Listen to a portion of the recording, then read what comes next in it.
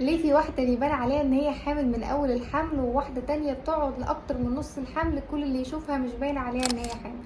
تعالوا اقول لكم ليه.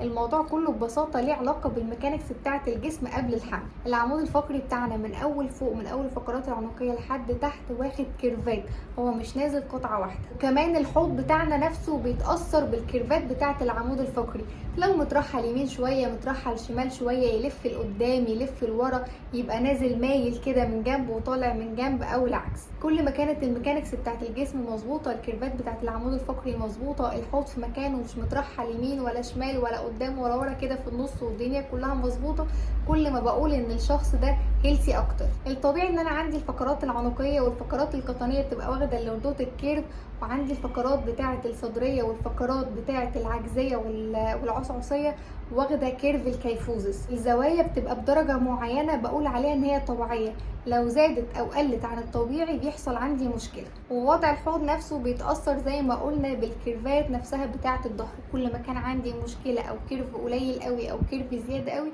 كل ما الحوض عندي بيتحرك من مكانه، يطلع لقدام قوي او يرجع لورا. فالستات الحوامل اللي عندهم الحوض راجع لورا، وكمان عندهم الفقرات القطنيه فلات كيرف مش واخده اللوردوت الكيرف الطبيعي بتاعها، فكل حاجه عندها راجع لورا. فهو مهما البيبي عمال بيكبر هو جسمها كله اصلا لافف لجوه لافف لورا، تمام؟ فبتلاقيها وصلت للشهر الخامس والسادس وهي انت فين بطنك، انت مش باين عليكي حمل.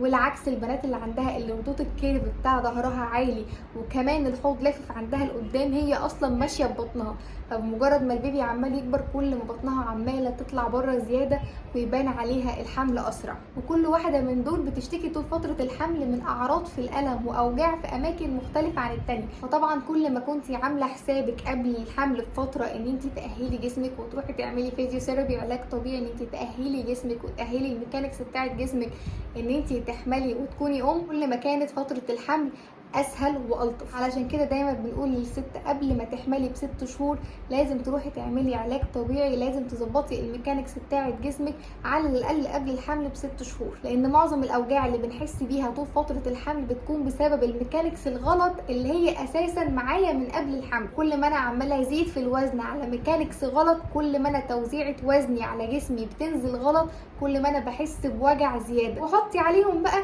اوجاع الحمل. الهدف من الفيديو ده هو نشر الوعي بدور العلاج الطبيعي في تخصصاته المختلفة. أنا دكتور ندى عادل ودي وايت هوب كلينيك. أشوفكم الفيديو الجاي، سلام.